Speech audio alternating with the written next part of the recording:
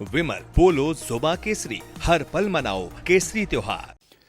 शुरुआत आर.के. सिंह जी मैं आप ही से करूंगा क्योंकि सबको इंतजार है सुप्रीम कोर्ट की इस हियरिंग का। क्या लगता है आपको इस 12 तारीख की हियरिंग में क्या होगा, क्या तय हो जाएगा एसआईआर का भविष्य?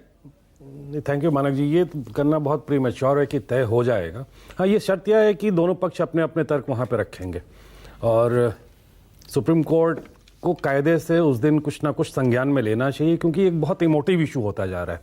पॉलिटिकल तो है ही है।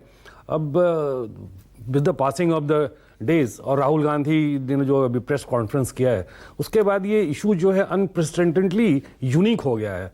भारत के इलेक्टोरल हिस्ट्री में आज तक कोई ऐसा इशू इतने बड़े कैनवस पे नहीं हुआ जहां पे एक इंस्टीट्यूशन जो एलओपी का इंस्टीट्यूशन है वो इतना बड़ा इल्जाम लगाया है। तो अब सुप्रीम कोर्ट के ऊपर एक ओनस मल्टीप्लाई कर गया है कि इस टाइप के जो भी पिटिशंस उनके पास पड़े हुए हैं या जो मुकदमे उनके पास हैं, उनके बारे में एक डेफिनेटिव और क्विक रेमेडी इस मुल्क को चाहिए। आप इशारा ये कर रहे हैं कि जो पिटिशंस पहले पड़ी हुई हैं एसआईआर को लेकर, उसके बाद राहुल गांधी के एलिगेशंस, ये सब क्लब हो सकते हैं, उसमें ये मुद्दे भी आ जाएंगे? नहीं, क्लब तो नहीं होंगे। क्लब होने का तो कोई प्रावधान नहीं, अनलेस अनटिल कोई ऐसा कोई पिटिशन फाइल हो।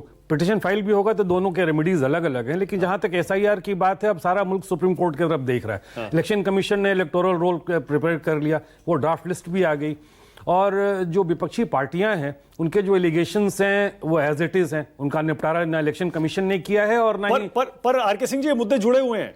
कौन? इलेक्शन कमीशन का कहना यह है कि राहुल गांधी जो एलिगेशंस लगा रहे हैं, आरोप लगा रहे हैं, वही तो हम भी कह रहे हैं कि बिहार में वो सब है, इसीलिए तो हम एसआईआर कर रहे हैं। घर की सफाई जरूरी है, वही सफाई हम कर रहे हैं, राहुल गांधी उसी सफाई की बात कर रहे हैं। ये तो आप पता है, it's playing sentimental with the words, ये रोमांटिसाइज किया जा रहा है शब्दों को। लेकिन आप देखिएगा एलिगेशंस बिल्कुल कैटेगोरिकल है। एसआईआर में जो एलिगेशंस हैं वो हैं एक्सक्लूशन के, और राहुल गांधी ने जो एक्सपोजे किया है वो बैकडेट से किया है। जो पीछे के इलेक्शंस हुए हैं, उस इलेक्शंस जो रिग्ड थे, उनका कहना था कि वो रिग्ड इलेक्शंस थे और उन इलेक्शंस को भी प्रॉपर वेरीफाई करना चाहिए। तो वो कल सुप्रीम कोर्ट जाता है नहीं जाता है डिफरेंट मैटर। लेकिन जहां तक एसआईआर का मैटर और सुप्रीम कोर्ट जो है सीज किए हुए मैटर को, सुप्रीम कोर्ट को आइडियली अब इसको और डिले नहीं करना चाहिए। मेरा एक व्यक्तिगत तौर पे एक लॉयर के रूप में मानना है कि उस दिन कुछ ना कुछ एक डेफिनेटिव इंटरिम हो या फाइनल हो, वो ऑर्डर आना ही चाहिए। क्योंकि देखिए, जो पहले जो एक दो बार सुनवाई हुई है उसमें सुप्रीम कोर्ट ने बड़ा क्लियर कहा था। उसने कहा था कि ड्राफ्ट लिस्ट आने दीजिए, ये सब everything is subject to our final order. और जो ड्राफ्ट लिस्ट के बाद जो फाइनल लिस्ट आनी है वो भी आ जाएगी, 1-1.5 महीने में आने वाली है। उसके लिए भी ज्यादा टाइम बचा नहीं है। तो आपको लगता है कि जो सुप्रीम कोर्ट ने शुरू में 1-2 हियरिंग्स में कहा कि भाई आधार, राशन कार्ड, वोटर आईडी आप मानिए उन डॉक्यूमेंट्स में, फिर एडीआर की याचिका पर कहा कि 65 लाख जो नाम काटे हैं वो भी आप डिटेल्स में ब्रेकअप दीजिए इनको।